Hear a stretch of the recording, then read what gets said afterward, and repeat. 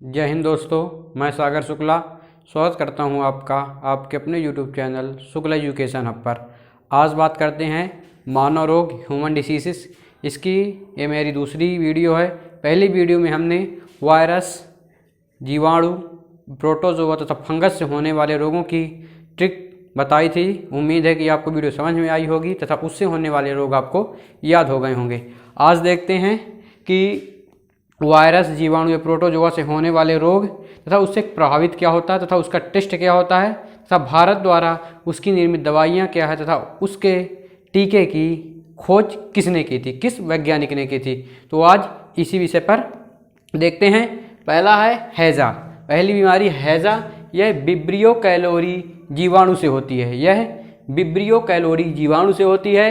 इससे मानव का आंत तथा पाचन तंत्र प्रभावित होता है। अगर आपसे कोई पूछता है कि हैजा से मानव शरीर का कौन सा अंग प्रभावित होता है, तो इससे आंत तथा पाचन तंत्र प्रभावित होता है। फिर देखते हैं अगर हैजा के लक्षण क्या क्या हैं। तो हैजा के लक्षण हैं दस्त और उल्टी। हैजा के लक्षण है दस्त और उल्टी। फिर सेकंड बीमारी है डिप्थीरिया। यह भी जीवाणु द्वारा, बैक्टीरिया द्वारा बीमारी है। इससे श्वसन तंत्र प्रभावित होता है। इससे मानव का श्वसन तंत्र प्रभावित होता है। डिप्थीरिया से मानव का श्वसन तंत्र प्रभावित होता है। फिर देखते हैं तीसरी बीमारी कुष्ठ रोग। कुष्ठ रोग, इसे इंग्लिश में लेप्रेसी कहते हैं।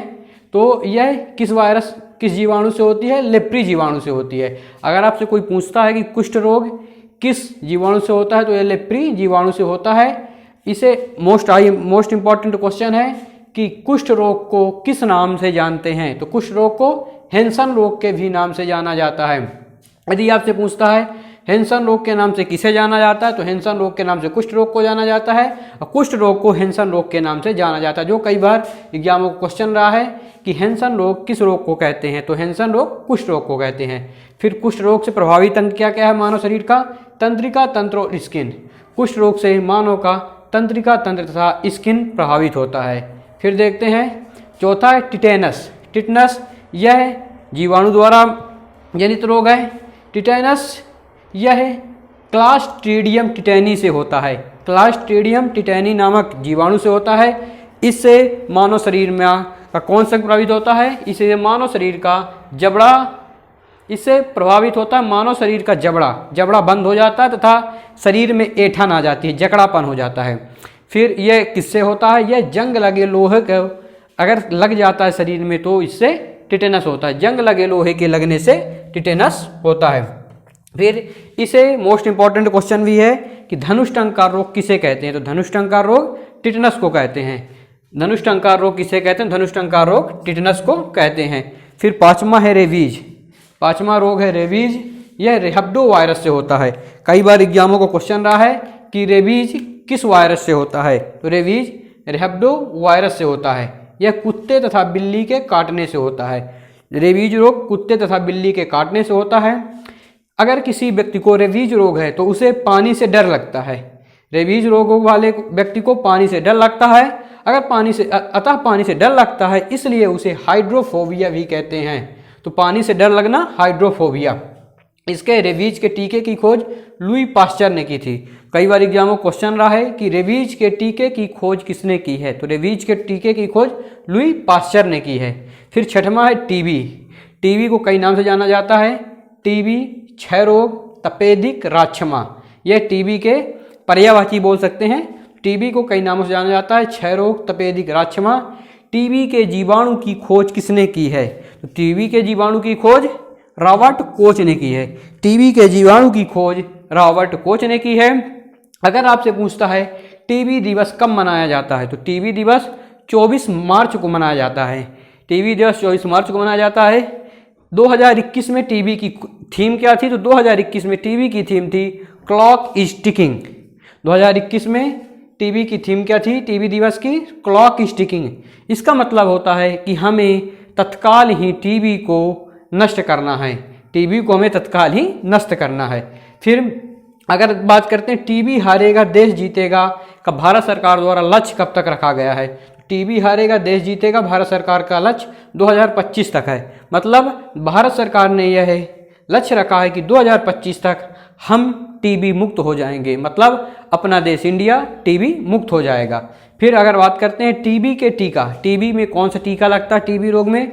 टीबी का टीका बीसीजी, टीबी रोग में बीसीजी का टीका लगता है, बेसिलस कॉलमेट ग्यूरिन। तो कई बार पूछ भी लेता है बीसीजी का फुल फॉर्म बताओ, तो बेसिलस कॉलमेट ग्यूरिन इसका फुल फॉर्म होता है, बेसिलस कॉलमेट ग्यूरिन। कई बार पूछ लेता है सी का मतलब बताओ, बीसीजी में सी का मतलब बताओ कॉलमेट, जी का मतलब बताओ ग्यूरिन। फिर देखते हैं stop TB partnership board minister. अगर बात करते हैं stop TB partnership board minister, अगर आपसे एग्जामों को क्वेश्चन आता है कि stop TB partnership board of minister India में कौन है, इसके मंत्री कौन है? मनसुख मंडाविया, जो वर्तमान में भारत के स्वास्थ्य मंत्री हैं। Stop TB partnership board minister कौन है? मनसुख मंडाविया। फिर 7वां रोग है न्यूमोनिया। न्यूमोनिया यह जीवाणु जनित रोग है, ये इससे प्रभावित क्या होता है? इससे मानव का श्वसन तंत्र तथा फेफड़ा प्रभावित होता है। अगर आपसे कोई क्रॉस क्वेश्चन करता है कि न्यूमोनिया से मानव शरीर का कौन सा अंग प्रभावित होता है, तो न्यूमोनिया से मानव शरीर का श्वसन तंत्र प्रभावित होता है। फिर देखते हैं भारत द्वारा निर्मित, ये करंट का क्वेश्चन है, अगर आपसे पूछता है कि भारत द्वारा निर्मित न्यूमोनिया की पहली स्वदेशी वैक्सीन कौन सी है, यदि अगर आपसे पूछता है कि भारत सरकार द्वारा निर्मित निमोनिया की पहली स्वदेशी वैक्सीन कौन सी है, तो न्यूमोसिल है। ये बहुत इंपॉर्टेंट क्वेश्चन है, अभी करंट में ही भारत सरकार ने इसे न्यूमोसिल को मंजूरी दी है न्यूमोनिया रोग के लिए, तो न्यूमोनिया से न्यूमोसिल अपन याद कर लेंगे। फिर देखते हैं 8वां मलेरिया, यह प्लाज्मोडियम प्रोटोजोआ से होता है। मलेरिया रोग किससे होता है? प्लाज्मोडियम से होता है। अगर इससे बात करें तो इससे प्रभावित क्या होता है? आरबीसी की संख्या में कमी हो जाती है तथा यह प्लीहा, इससे प्लीहा भी प्रभावित होता है। अगर बात करते हैं तो मलेरिया प्लाज्मोडियम से होता है, यह इससे प्रभावित आरबीसी तथा प्लीहा इससे प्रभावित होता है स्प्लीन। अगर बात करें मलेरिया कब मनाया जाता है, तो मलेरिया दिवस 25 अप्रैल को मनाया जाता है। मलेरिया दिवस 25 अप्रैल को मनाया जाता है। 2021 की थीम क्या थी? तो zero malaria start with me. 2021 में इस मलेरिया की थीम थी zero malaria start with me. फिर बात करते हैं दवा, मलेरिया की दवा क्या है? तो मलेरिया की दवा कुनैन है। कुनैन जो सिनकोना वृक्ष की छाल से प्राप्त की जाती है, तो मलेरिया की दवा कौन सी है? कुनैन जो सिनकोना वृक्ष की छाल से प्राप्त की जाती है। फिर 9वें नंबर में आता एड्स। एड्स यह वायरस जनित रोग है। हमने आपको ट्रिक बताई थी, ए रचना हमें पानी दो जरा, तो रचना क्या बोलती है? ले 20 पी। ये वायरस की ट्रिक बताई थी। एक मतलब हमने बताया था एड्स। एड्स का फुल फॉर्म होता है acquired immuno deficiency syndrome. Acquired immuno deficiency syndrome यह वायरस जनित रोग है। एड्स दिवस कब मनाया जाता है? हमने क्वेश्चन भी किया था नेक्स्ट वीडियो, पहली वीडियो में, तो कुछ लोगों ने इसका जवाब दिया था 1 दिसंबर, तो उनका सही जवाब था। तो एड्स दिवस कब मनाया जाता है? 1 दिसंबर को मनाया जाता है। 2021 में इसकी थीम क्या थी? 2021 अभी हाल ही में हुआ मलेरिया दिवस, एड्स दिवस, तो 2021 में इसकी थीम थी इंड इनइक्वालिटी इंड एड्स। इसकी थीम थी 2021 में इंड इनइक्वालिटी इंड एड्स। 2021 में थीम थी एड्स की। इससे प्रभावित क्या होता है? तो इससे रोग प्रतिरोधक क्षमता कम हो जाती है। मानव शरीर में इससे रोग प्रतिरोधक क्षमता कम हो जाती है, मीन्स रोगों से लड़ने की क्षमता कम हो जाती है। मोस्ट इंपॉर्टेंट क्वेश्चन है कि कई बार एग्जामों से पूछा गया है कि एलिसा टेस्ट किस रोग से संबंधित है? तो एलिसा रोग एड्स से संबंधित है, आप इसे याद करेंगे। या कि पूछ सकता है कि एड्स रोग में कौन सा टेस्ट करवाया जाता है? तो एड्स रोग में एलिसा टेस्ट करवाया जाता है। बहुत ही महत्वपूर्ण क्वेश्चन है। फिर 10वीं बीमारी है टाइफाइड। टाइफाइड सोलेमाना ट्राइफी जीवाणु से होती है। टाइफाइड रोग सोलेमाना ट्राइफी जीवाणु से होता है। यह मनुष्य के शरीर की छोटी आंत को प्रभावित करता है। टाइफाइड प्रभावित करता क्या, कैसे करता है? छोटी आंत को। इसका टेस्ट कौन सा है? बिडोल टेस्ट। ये भी बहुत महत्वपूर्ण क्वेश्चन है, कई बार एग्जाम में पूछा गया है कि बिडोल टेस्ट का संबंध किस बीमारी से है? तो बिडोल टेस्ट का संबंध टाइफाइड बीमारी से है। यह पूछ सकता है टाइफाइड बीमारी में कौन सा टेस्ट करवाया जाता है? तो टाइफाइड बीमारी में बिडोल टेस्ट करवाए। इसे आप मोस्ट इम्पॉर्टेंट लिख लेंगे दोनों को। फिर देखते हैं 11वां जीका वायरस। जीका वायरस को माइक्रोसिफेली रोग भी कहा जाता है। तो जीका वायरस को माइक्रोसिफेली रोग भी कहा जाता है। जीका वायरस से मस्तिष्क का आकार छोटा हो जाता है। जीका वायरस से मस्तिष्क का आकार छोटा हो जाता है। फिर 12वीं बीमारी है ब्लैक फंगस। ब्लैक फंगस इसे म्यूकरमाइकोसिस भी कहा जाता है। कई बार पूछा भी गया है कि म्यूकरमाइकोसिस का संबंध किस बीमारी से है, तो म्यूकरमाइकोसिस का संबंध ब्लैक फंगस से है। ब्लैक फंगस से मानव की आंख प्रभावित होती है, तो ब्लैक फंगस का संबंध म्यूकरमाइकोसिस से है, इससे मानव की आंख प्रभावित होती है। फिर देखते हैं चेचक। 13वीं बीमारी चेचक और छोटी माता, इसमें डिफरेंस देखेंगे। चेचक को स्मॉल पॉक्स कहा जाता है इंग्लिश में, छोटी माता को चिकन पॉक्स कहा जाता है। जो बीमारी होती है तो इसे बोलते हैं कि माता निकल आई है। तो चेचक का इंग्लिश में स्मॉल पॉक्स कहते हैं, छोटी माता को इंग्लिश में चिकन पॉक्स कहते हैं। चेचक के टीके की खोज एडवर्ड जेनर ने की थी। चेचक के टीके की खोज एडवर्ड जेनर ने की थी। अगर आपसे कोई क्रॉस क्वेश्चन करता है कि विश्व का पहला टीका किसका था, तो विश्व का पहला टीका स्मॉल पॉक्स चेचक का था। अगर आपसे पूछता है विश्व के पहले टीके की खोज किसने की, तो विश्व के पहले टीके की खोज एडवर्ड जेनर ने की। इससे मानव शरीर की स्किन प्रभावित होती है। चेचक बैरियोला वायरस से होता है। मोस्ट इंपॉर्टेंट क्वेश्चन है कि चेचक रोग किस वायरस से होता है, तो चेचक रोग बैरियोला वायरस से होता है तथा इसके टीके की खोज एडवर्ड जेनर ने की थी। फिर देखते हैं छोटी माता, इसे चिकन पॉक्स कहते हैं। इसका वायरस कौन सा, ये बेरीसेल्ला जोस्टर वायरस से होता है। अगर आपसे कोई क्रॉस क्वेश्चन करता है कि छोटी माता रोग किस वायरस से होता है, तो छोटी माता रोग वेरिसेल्ला जोस्टर वायरस से होता है। इससे मानव शरीर की स्किन प्रभावित होती है। चेचक से भी मानव शरीर की स्किन प्रभावित होती है। छोटी माता चिकन पॉक्स से भी मानव शरीर की स्किन प्रभावित होती है। फिर देखते हैं 14 नंबर की बीमारी प्लेग। प्लेग को काली मौत भी कहते हैं। प्लेग को काली मौत भी कहते हैं। कई बार एग्जामों में क्वेश्चन पूछा गया है कि काली मौत किस बीमारी को कहा जाता है, तो काली मौत प्लेग को कहा जाता है। अगर पूछता है प्लेग का रोग वाहक कौन है, अगर प्लेग का रोग वाहक कौन है, तो प्लेग का रोग वाहक पास्चुरेला पेस्टिज है।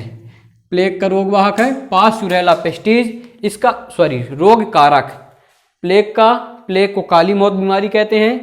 प्लेग का रोग कारक है पास्चुरेला पेस्टिज। अगर इसके रोग वाहक की बात करते हैं तो इसका रोग वाहक चूहा होता है। प्लेग बीमारी किससे होती है, तो प्लेग बीमारी चूहा से होती है। इसका रोग वाहक होता है चूहा। फिर 15वीं बीमारी होती है हीमोफीलिया, जो बहुत ही महत्वपूर्ण बीमारी है। हीमोफीलिया को किस नाम से जाना जाता है, पहला क्वेश्चन यही बनता है कि हीमोफीलिया को किस नाम से जाना जाता है, तो हीमोफीलिया को शाही रोग के नाम से जानते हैं। हीमोफीलिया को शाही रोग के नाम से जानते हैं। शाही रोग इसका नाम कैसे पड़ा, तो हीमोफीलिया सबसे पहले ब्रिटेन की महारानी में पाया गया था। हीमोफीलिया रोग सबसे पहले ब्रिटेन की महारानी में पाया गया था, इसलिए इसका नाम शाही रोग पड़ा।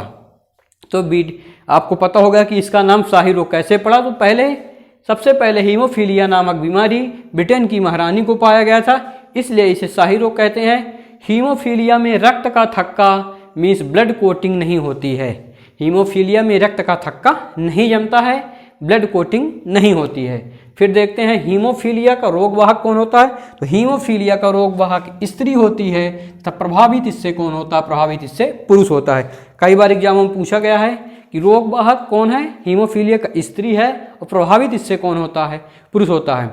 आदमी इसमें मिस कर देता है, सोचता है कि रोग वाहक पुरुष होता है, प्रभावित स्त्री होती है, तो कन्फ्यूजन हो जाता है।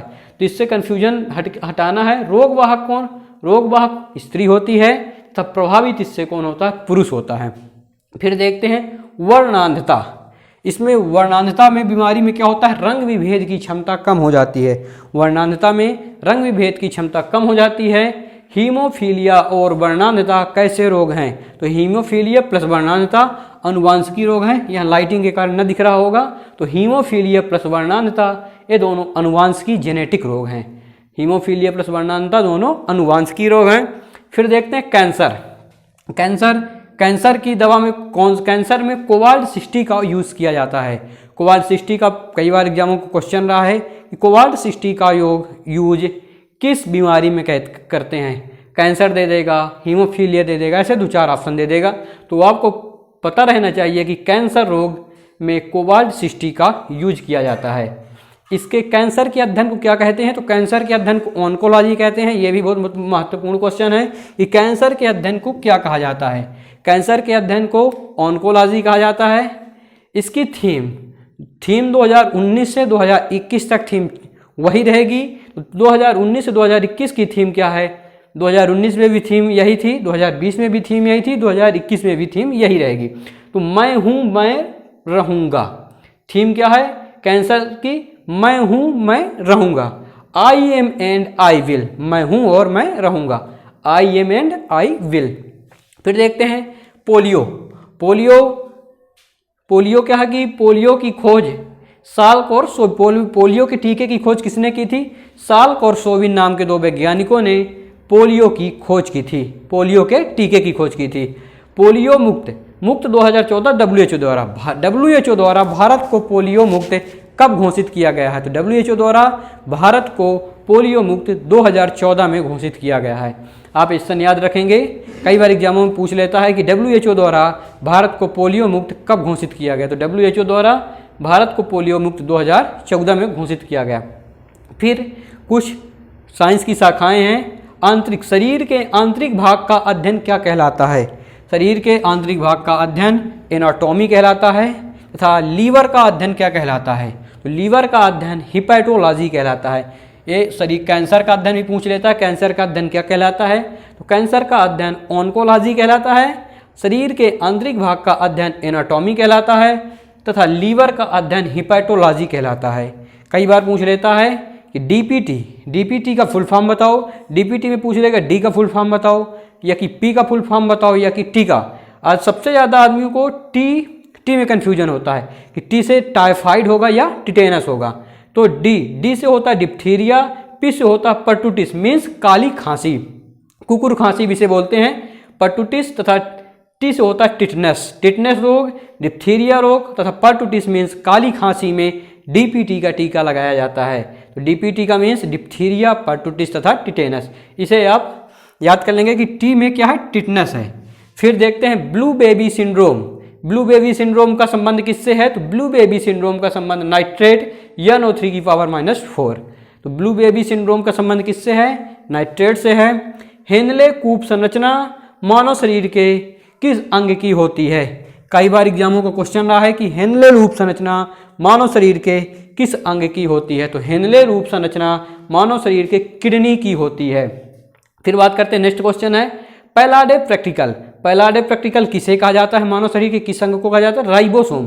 पैलाडे प्रैक्टिकल किसे कहा जाता है? तो पैलाडे प्रैक्टिकल राइबोसोम को कहा जाता है। पैलाडे प्रैक्टिकल राइबोसोम को कहा जाता है। यदि पूछता है कि जैविक घड़ी किस ग्रंथि को कहा जाता है? तो जैविक घड़ी पीनियल ग्रंथि को जैविक घड़ी के नाम से जाना जाता है। पीनियल रोग को जैविक घड़ी के नाम से जाना जाता है। ब्लू बेबी सिंड्रोम का संबंध नाइट्रेट से है। हेनले रूप संरचना मानव शरीर के किडनी की होती है। पैलाडे प्रैक्टिकल का संबंध राइबोसोम से है। फिर कुछ इंपॉर्टेंट फैक्ट हैं। निंद्रा रोग वाहक, यदि पूछता कि निंद्रा रोग का वाहक कौन होता है? तो निंद्रा रोग का वाहक होता है शीशी मक्खी। जो कई बार एग्जामों का क्वेश्चन रहा कि शीशी मक्खी द्वारा कौन सा रोग होता है? तो शीशी मक्खी द्वारा निंद्रा रोग होता है। तो निंद्रा रोग का वाहक शीशी मक्खी होती है। मलेरिया रोग का वाहक क्या होता है, कौन होता है? तो मलेरिया रोग का वाहक मादा एनफ्लीज होता है। मलेरिया रोग का वाहक मादा एनफ्लीज होता है। डेंगू का रोग वाहक कौन होता है? तो डेंगू का रोग वाहक एडीज मच्छर होता है। डेंगू का रोग वाहक एडीज मच्छर होता है। कालाजार को लिस्मानिया बुखार भी कहा जाता है। तो कई बार क्वेश्चन पूछता है कि लिस्मानिया बुखार किसे कहते हैं? तो लिस्मानिया बुखार कालाजार को कहते हैं। कालाजार को लिस्मानिया बुखार कहते हैं। इसका रोग कारक क्या है? तो कालाजार या लिस्मानिया बुखार का रोग कारक बालू मक्खी है। आदमी को इसमें निंद्रा रोग वाहक शीशी मक्खी और बालू मक्खी में कन्फ्यूजन हो जाता है। तो आप लोग याद रखेंगे कि निंद्रा रोग का वाहक शीशी मक्खी है तथा कालाजार या लिस्मानिया बुखार का रोग कारक कौन है? बालू मक्खी है। रोग कारक या रोग वाहक वही है। फिर देखते हैं 13वें गुणसूत्र की ट्रायोसोमी से कौन सा रोग होता है? कई बार एग्जामों में पूछता है कि 13वें गुणसूत्र की ट्रायोसोमी से कौन सा रोग होता है? इससे होता पटाव सिंड्रोम। इसकी ट्रिक है, इसे कैसे याद आप करेंगे कि 13 को पटाऊं, 13 को पटाऊं। तो 13वें गुणसूत्र की ट्रायोसोमी से कौन सा रोग होता है? पटाऊ सिंड्रोम होता है। इसकी ट्रिक है 13 को पटाऊं, मतलब 13 को पटाऊं तो 13 हो जाएगा और इससे पटाऊ सिंड्रोम हो जाएगा। 13वें गुणसूत्र की ट्रायोसोमी से पटाऊ सिंड्रोम होता है। फिर 21वें गुणसूत्र की ट्रायोसोमी से कौन सा रोग होता है? तो अगर आपसे ऊपर वाला बन गया कि 13वें गुणसूत्र की ट्रायोसोमी से पटाऊ सिंड्रोम होता है तो ये आप आसानी से कर लेंगे, कन्फ्यूजन ना रहेगा। तो 21वें गुणसूत्र की ट्रायोसोमी से डाउन सिंड्रोम होता है। 13वें गुणसूत्र की ट्रायोसोमी से 13 को पटाऊ मीन्स पटाऊ सिंड्रोम होता है। 21वें गुणसूत्र की ट्रायोसोमी से डाउन सिंड्रोम रोग होता है। तो उम्मीद है कि आपको समझ में आया होगा कि ये रहे। अगर आपसे पूछता है कि मलेरिया किससे होता है तो प्लाज्मोडियम से होता है। एड्स किस वायरस से होता है? तो एड्स वायरस से होता है। इसका टेस्ट इंपॉर्टेंट ये है कि इसका टेस्ट पूछता है, तो एड्स का टेस्ट कौन सा होता है? तो एड्स का एलिसा टेस्ट होता है। टाइफाइड में बिडोल टेस्ट होता है। जीका वायरस को माइक्रोसिफेली कहते हैं। कुछ अन्य इंपॉर्टेंट क्वेश्चन है जिसमें बोर्ड में जगह नहीं थी तो मैं नहीं लिख पाया, तो आप इसे नोट कर लेंगे कि अगर पूछता है मरासमस और क्वाशियोरकार रोग का संबंध किससे होता है? तो मरासमस और क्वाशी रोग का संबंध प्रोटीन से होता है। इससे क्या होता है? मरासमस और क्वाशियोरकार से होता है कि शरीर की मांसपेशियां ढीली हो जाती हैं। यह मरासमस और क्वाशियोरकार रोग प्रोटीन से होता है। इससे मांसपेशियों का ढीला हो जाता है, मांसपेशी ढीली हो जाती हैं। यह एमिनो अम्ल का बहुलक होता है। ये मोस्ट इंपॉर्टेंट क्वेश्चन है कि मरासमस और क्वाशियोरकार रोग का संबंध किससे? प्रोटीन से होता है। यह एमिनो अम्ल का बहुलक है, इसमें नाइट्रोजन होता है। फिर रेटिनॉल यह विटामिन ए का रासायनिक नाम है। इससे रतौंधी रोग होता है। तो विटामिन ए यह रेटिनॉल इसका रासायनिक नाम है, इससे रतौंधी रोग होता है। विटामिन बी इसका रासायनिक नाम है थायमीन, इससे बेरी रोग होता है। आप लोग नोट करते जाइएगा। फिर विटामिन बी नाइन इसका रासायनिक नाम होता है फालिक अम्ल, इससे एनीमिया रोग होता है। एग्जामों का इंपॉर्टेंट क्वेश्चन रहा है, फेवरेट क्वेश्चन रहा है कि एनीमिया रोग किस विटामिन की कमी से होता है? तो एनीमिया रोग विटामिन B9 मतलब इसका रासायनिक नाम फालिक अम्ल, इसकी कमी से होता है। एनीमिया रोग में रक्त की कमी हो जाती है। फिर कैल्सीफेरॉल विटामिन डी का रासायनिक नाम है। इसमें लोगों को कन्फ्यूजन हो जाता है, कई बार पूछ लेता है कि विटामिन डी की कमी से कौन सा रोग होता है। उसमें रिकेट्स ऑप्शन में नहीं देता, उसमें ऐसे 2-3 रोग दे देगा और एक ऑप्शन दे देगा ओस्टियोमलेशिया। तो आप लोग याद रखेंगे कि विटामिन डी मतलब कैल्सीफेरॉल इसका रासायनिक नाम है। इसकी कमी से बच्चों में रिकेट्स रोग होता है तथा वयस्क में ओस्टियोमलेशिया रोग होता है। तो इंपॉर्टेंट क्वेश्चन है कि विटामिन डी की कमी से कौन सा रोग होता है? तो विटामिन डी की कमी से बच्चों में रिकेट्स रोग होता है तथा वयस्कों में ओस्टियोमलेशिया रोग होता है। इससे क्या होता है कि वयस्क में हड्डियों का कमजोर होना, वयस्कों के हड्डियां कमजोर हो जाती हैं। फिर हाल ही में जो बताया मैंने कि भारत द्वारा निर्मित निमोनिया की पहली स्वदेशी वैक्सीन कौन सी है? तो भारत द्वारा निर्मित निमोनिया की पहली स्वदेशी वैक्सीन न्यूमोसिल है। इसे आप अच्छे से नोट करिएगा, ये इंपॉर्टेंट क्वेश्चन है, ये आने वाली प्रतियोगी परीक्षाओं में पूछा जा सकता है। फिर एक क्वेश्चन है कि किस वैज्ञानिक द्वारा मलेरिया परजीवी से मलेरिया होने की पुष्टि की गई है?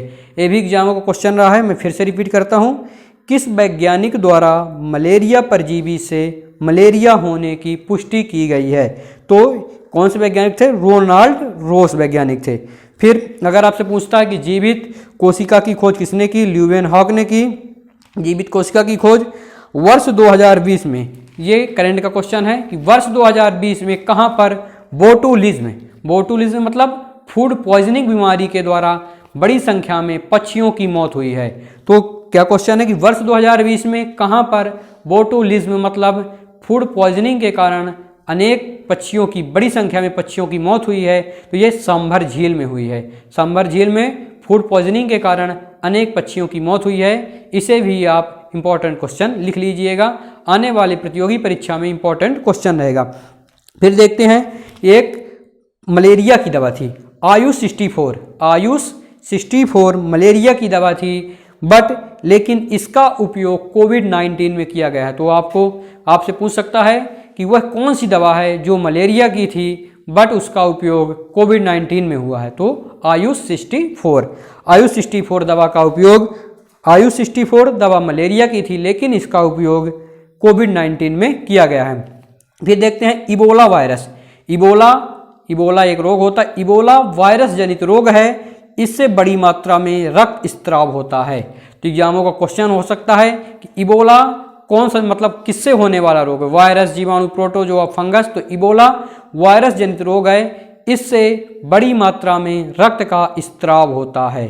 फिर देखते हैं डेंगू, यह प्लेटलेट्स, डेंगू से क्या होता है, प्लेटलेट्स की संख्या में तेजी से कमी होती है। अगर किसी भी व्यक्ति को डेंगू रोग हो गया है तो उसके प्लेटलेट्स की संख्या बहुत कम हो जाएगी। तो डेंगू से प्लेटलेट्स की संख्या में बहुत तेजी से कमी होती है। फिर पूछता है कि हेपेटाइटिस, हेपेटाइटिस बीमारी का संबंध किस रोग से है। तो हेपेटाइटिस बीमारी का संबंध, हेपेटाइटिस बीमारी का संबंध लीवर से है। हेपेटाइटिस बीमारी का संबंध लीवर से है। फिर अगर बात करें, आपसे क्वेश्चन करें कि मानव शरीर की सबसे बड़ी ग्रंथि कौन सी है। तो मानव शरीर की सबसे बड़ी ग्रंथि लीवर है, यकृत। मानव शरीर की सबसे बड़ी ग्रंथि लीवर, यकृत है। अगर आपसे पूछता है कि मानव शरीर की सबसे बड़ी अंतःस्त्रावी ग्रंथि, ध्यान से सुनिएगा, मानव शरीर की सबसे बड़ी अंतःस्त्रावी ग्रंथि कौन सी है, तो थायराइड ग्रंथि है। अगर आपसे पूछे मानव शरीर की सबसे बड़ी ग्रंथि, तो लीवर है। मानव शरीर की सबसे बड़ी अंतःस्त्रावी ग्रंथि थायराइड ग्रंथि है, जो मानव के गले में पाई जाती है, जो मानव के गले में पाई जाती है। 2020 के कुछ चिकित्सक नोबेल पुरस्कार चिकित्सा के, आप उसे नोट कर लीजिएगा। बाकी इसके बाद मेरी क्लास ब्लड की रहेगी, नेक्स्ट वीडियो ब्लड की। ब्लड के बाद मैं 2021 में 6 क्षेत्रों में दिए जाने वाले नोबेल पुरस्कार की ट्रिक बताऊंगा, जिससे आपको आसानी से याद हो जाएगा। तो 2020 में चिकित्सा का नोबेल पुरस्कार 3 लोगों को दिया गया है, आप नोट कर लेंगे। आने वाली प्रतियोगी परीक्षाओं में ये महत्वपूर्ण क्वेश्चन होगा कि 2020 में चिकित्सा का नोबेल पुरस्कार निम्न में से किसे दिया गया है, या कि ऑप्शन दे देगा कि 2020 में चिकित्सा का नोबेल पुरस्कार निम्न में से किसे नहीं दिया गया है। तो 3 नाम है। पहला नाम है 2020 में चिकित्सा का नोबेल पुरस्कार मिशेल हंगटन को दिया गया है। सेकेंड है चार्ल्स एम राइस को दिया गया है, तथा तीसरा है हार्वे जे अल्सर को दिया गया है। तो 2020 में चिकित्सा का नोबेल पुरस्कार मिशेल हंगटन को दिया गया है, चार्ल्स एम राइस को दिया गया है, तथा हार्वे जे अल्सर को दिया गया है। उम्मीद है कि आपको वीडियो आसानी से समझ में आई होगी। अगर आपको वीडियो समझ में आई हो तो इसे लाइक, सब्सक्राइब और शेयर करना दोस्तों के साथ ना भूलें। जय हिंद।